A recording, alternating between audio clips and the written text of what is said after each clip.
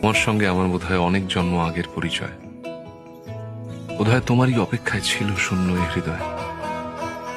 আমি জানি সব প্রেমের গল্প মিথ্যে, কিন্তু তোমার আমার গল্পটা যেন শেষ অব্দি সত্যি হয়।